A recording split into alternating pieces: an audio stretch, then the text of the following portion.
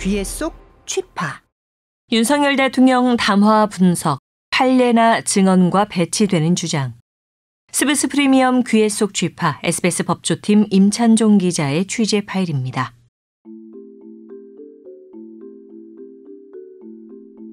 윤석열 대통령이 12일 오전 비상계엄 사태 이후 네 번째 대국민 담화를 했습니다. 계엄령을 선포한 배경과 자신의 비상계엄 선포 행위가 내란죄에 해당하지 않는다고 생각하는 이유에 대해 약 28분 22초에 걸쳐 설명했습니다. 담화문에는 유독 법률적 용어가 많았습니다. 계엄 발령 요건, 사법심사의 대상이 되지 않는 통치행위, 국헌 문란 목적과 같이 탄핵심판이나 형사재판을 염두에 둔 용어 선택이 눈에 띄었습니다.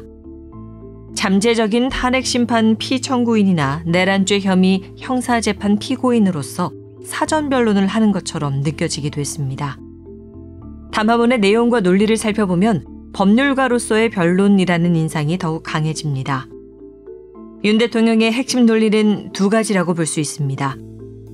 첫 번째는 비상계엄이라는 통치 행위는 사법심사의 대상이 아니라는 법리적 주장. 두 번째는 비상계엄 선포 이후 국회의원의 국회 출입을 막는 등 국회 기능 마비를 꾀하지 않았으므로 국헌 문란 목적이 없어서 내란죄에 해당하지 않는다는 사실관계에 대한 주장입니다. 이 역시 전형적으로 피청구인 또는 피고인의 변호사가 변론을 펼치는 방식입니다. 그러나 윤 대통령의 두 가지 주장은 모두 받아들여지기 쉽지 않아 보입니다. 통치 행위는 사법심사 대상이 아니라는 법리적 주장은 대법원과 헌법재판소 판례에 의해 반박되고 국회 마비 등 국헌 문란 목적의 행위가 없었다는 주장은 비상계엄 핵심 관련자들의 증언과 배치되기 때문입니다. 한 가지씩 살펴보겠습니다. 윤석열 대통령은 담화에서 그 길밖에 없다고 판단해서 내린 대통령의 헌법적 결단이자 통치 행위가 어떻게 내란이 될 수 있습니까?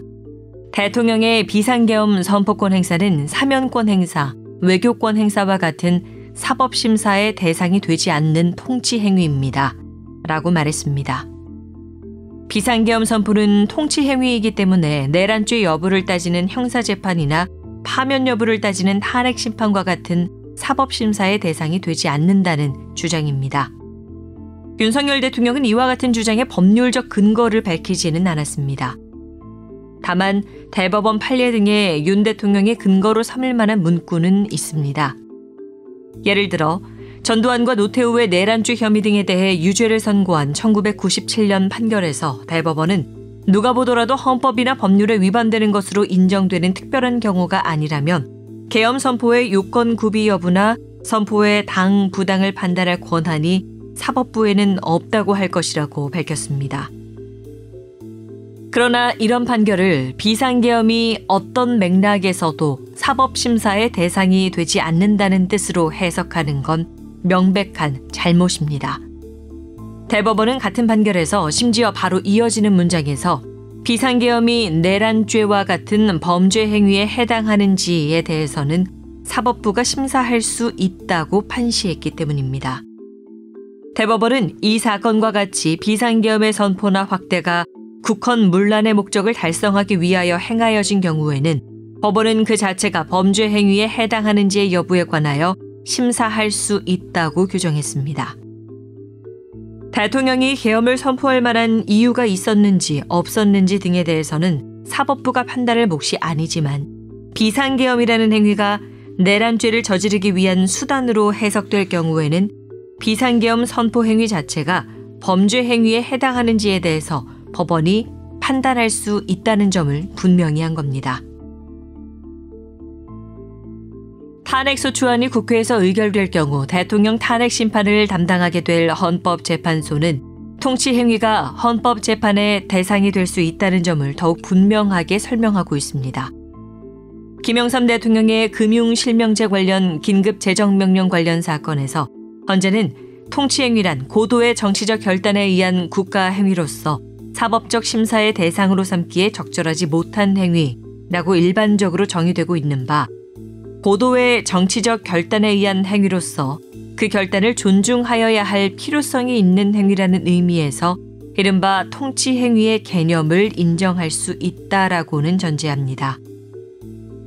그럼에도 헌법재판소는 통치 행위를 포함하여 모든 국가 자격은 국민의 기본권적 가치를 실현하기 위한 수단이라는 한계를 반드시 지켜야 하는 것이고, 헌법재판소는 헌법의 수호와 국민의 기본권 보장을 사명으로 하는 국가기관이므로 비록 고도의 정치적 결단에 의하여 행해지는 국가 작용이라고 할지라도 그것이 국민의 기본권 침해와 직접 관련되는 경우에는 당연히 헌법재판소의 심판 대상으로 삼을 수 있는 것이라고 명시적으로 규정하고 있습니다.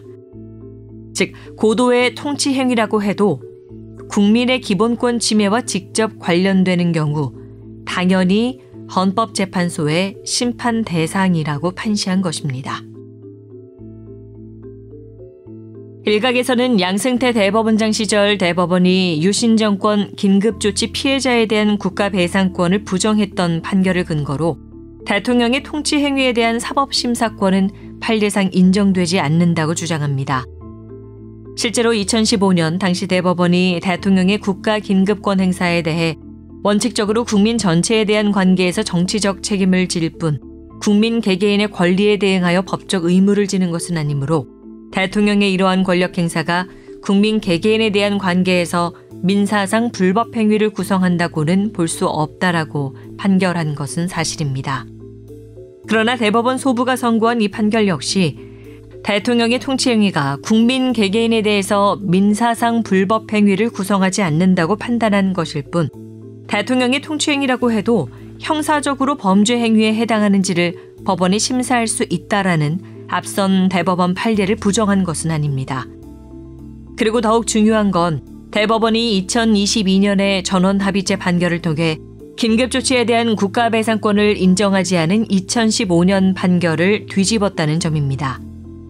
2022년 대법원 전원합의체는 다른 긴급조치 피해자의 국가배상 청구 사건에서 기본권 보장의 최후보루인 법원으로서는 마땅히 긴급조치 제9호에 대하여 사법심사권을 행사함으로써 대통령의 긴급조치권 행사로 국민의 기본권이 침해되고 나아가 헌법의 근본 이념인 자유민주적 기본질서가 부정되는 사태가 발생하지 않도록 그 책무를 다하여야 한다라고 선언하면서 대통령의 긴급조치권 행사가 고도의 정치성을 띤 국가행위라는 사정만으로 사법심사 대상에서 제외된다고 보아 국가배상 책임을 부정해서는 안 된다라며 원고 승소 판결했습니다. 대통령의 통치행위가 사법심사 대상이 된다는 것을 재확인한 것은 물론이고 민사상 불법행위를 구성하지 않는다는 이전 대법원 판결마저 뒤집은 겁니다.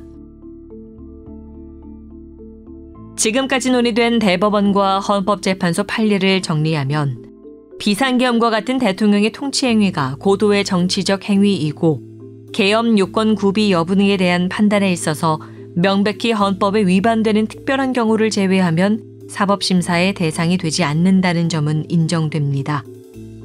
하지만 비상계엄 그 자체의 정당성 여부와 별개로 비상계엄 선포 행위가 형사적으로 범죄 행위에 해당하는지 그리고 배상 책임이 뒤따를 수 있는 민사상 불법 행위에 해당하는지에 대해서는 사법심사의 대상이 될 수 있고 나아가 국민의 기본권 침해와 직접 관련이 된다면 탄핵 심판과 같은 헌법재판의 대상도 될 수 있다는 것이 대법원과 헌법재판소의 분명한 태도입니다. 따라서 비상계엄 선포와 같은 대통령의 통치 행위가 사법심사의 대상이 될 수 없다는 주장은 틀렸습니다. 윤석열 대통령의 담화 중에 두 번째로 중요한 주장은 국회 기능 마비를 시도하지 않았다입니다. 통치행위론이 법리적 주장이었다면 국회 기능 마비를 시도하지 않았다는 건 사실관계에 대한 주장입니다. 이는 내란죄의 핵심 구성 요건인 국헌 문란 목적을 부정하기 위한 주장입니다. 내란죄의 구성 요건과 그에 대한 법원의 해석을 잠시 살펴보겠습니다. 형법 89조에 따르면 내란죄는 대한민국 영토의 전부 또는 일부에서 국가 권력을 배제하기 위해 폭동을 일으키거나 국헌을 문란하게 할 목적으로 폭동을 일으킨 경우 성립합니다. 주로 문제가 되는 것은 국헌을 문란하게 할 목적으로 폭동을 일으킨 경우입니다. 이에 대해 형법은 91조에 어떤 것이 국헌 문란 목적인지 명시하고 있습니다. 헌법 또는 법률에 정한 절차에 의하지 않고 헌법 또는 법률의 기능을 소멸시키는 것이거나 헌법에 의하여 설치된 국가기관을 강압에 의하여 전복 또는 그 권능 행사를 불가능하게 하는 것입니다. 여기에서도 주로 문제가 되는 경우는 헌법에 의하여 설치된 국가기관을 강압에 의하여 그 권능 행사를 불가능하게 하는 것입니다. 대법원의 1997년 판례는 이 말의 의미를 보다 구체적으로 풀이하고 있는데 헌법에 의하여 설치된 국가기관을 강압에 의하여 아예 폐지하는 것뿐만 아니라 해당 국가기관을 사실상 상당 기간 기능을 제대로 할 수 없게 만드는 것을 포함하는 개념입니다. 따라서 형법 조문과 대법원 판례를 종합하면 내란죄는 국헌문란을 목적으로 헌법에 의하여 설치된 국가기관을 강압에 의하여 사실상 상당 기간 기능을 제대로 할 수 없게 만드는 경우에 성립하는 것입니다. 윤석열 대통령은 바로 이와 같은 내란죄 구성 요건을 의식해 대국민 담화에서 국헌문란 목적을 부정했습니다. 윤석열 대통령이 비상계엄 선포 이후 취한 조치 중 국헌문란 목적과 관련해 가장 문제가 되는 건 바로 헌법에 의하여 설치된 국가기관인 국회에 계엄군을 투입한 행위입니다. 만약 이 행위가 국회를 사실상 상당 기간 기능을 제대로 할 수 없게 만드는 것이었다면, 다시 말해 국회의 핵심 기능인 계엄 해제 표결 등을 사실상 제대로 할 수 없게 만드는 것이었다면 윤석열 대통령의 행위에 국헌문란 목적이 있었다는 점을 부정할 수 없게 되고 내란죄 성립 가능성도 커집니다. 따라서 윤석열 대통령은 국회에 계엄군을 투입한 행위의 목적이 국회의원 표결을 막거나 방해하려는 것이 아니었다는 점을 강조하며 내란죄가 성립하지 않는다고 주장한 것입니다. 윤석열 대통령은 담화에서 국회 관계자의 국회 출입을 막지 않도록 했다고 주장했습니다. 문제는 그런 주장이 윤석열 대통령 명령에 의해 움직인 핵심 관련자들의 증언과 배치된다는 사실입니다. 우선 윤석열 대통령에게 직접 지시를 받고 움직인 김용현 전 국방부 장관은 국회에 군을 투입한 목적은 계엄 해제 표결을 막기 위해서였다는 취지를 밝힌 적이 있습니다. 김용현 전 장관은 국회에 계엄군을 보낸 건 계엄 해제 표결을 막기 위해서인가요? 라는 SBS 기자의 메신저 질문에 대해 네, 최소한의 필요한 조치였다고 생각합니다. 라고 답한 바 있습니다. 윤석열 대통령의 최측근으로서 비상계엄 관련 조치를 주도한 국방장관이 국회의 핵심 기능을 사실상 할 수 없게 만들기 위해서 군을 투입한 거라는 국헌문란 목적을 자인한 셈입니다. 윤석열 대통령으로부터도 직접 국회 기능 마비를 지시받았다는 증언도 있습니다. 12월 3일 밤 국회에 투입된 계엄군 병력을 지휘했던 곽종근 육군 특수전 사령관은 12월 10일 국회 국방위원회에 출석해 대통령께서 비화폰으로 제게 직접 전화했다며 의결 정족수가 아직 다 안 채워진 것 같다. 빨리 문을 부수고 들어가서 안에 있는 인원들을 끄집어내라고 하셨다. 라고 증언했습니다. 김용현 전 장관의 답변 역시 윤석열 대통령이 국회 표결 해제 저지를 명령했다고 추측할 수 있는 정황 증거가 될 수 있지만 곽종근 사령관의 증언은 윤석열 대통령 본인으로부터 국회 기능 마비를 지시받았다는 직접적 증거로 해석될 수 있습니다. 곽종근 사령관이 윤석열 대통령으로부터 이런 지시를 받았다는 정황은 비상계엄 당일 곽종근 사령관의 지시를 받았던 김현태 707 특수임무단장의 증언으로도 뒷받침됩니다. 김 단장은 12월 9일 기자회견을 열고 1, 2분 간격으로 곽종근 특수전 사령관한테서 전화가 왔다면서 국회의원이 의사당 안에 150명을 넘으면 안 된다고 한다. 끌어낼 수 있겠느냐는 뉘앙스였다고 말했습니다. 물론 이런 증언들의 신빙성 여부는 앞으로 수사 과정에서 검증될 것이고 만약 관련자들이 기소된다면 형사법정에서 다시 한번 다퉈질 것입니다. 물론 지금 경쟁적으로 언론 앞에 나서고 있는 관련자들 증언 중 일부는 자신들의 책임을 덜기 위해 핵심적 대목을 부풀리거나 축소한 것일 수도 있습니다. 윤석열 대통령이나 김용현 전 장관 측이 앞으로 자신들에게 유리한 증거를 수집해 공개할 가능성도 있습니다.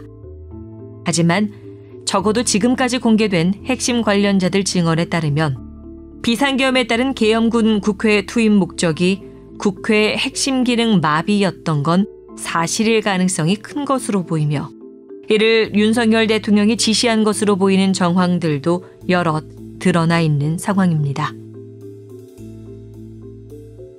윤 대통령은 담화를 통해 이 밖에도 자신이 비상계엄이라는 수단을 동원할 수밖에 없었던 이유, 야당의 부당한 입법 독재에 대한 비판 등을 이어갔습니다.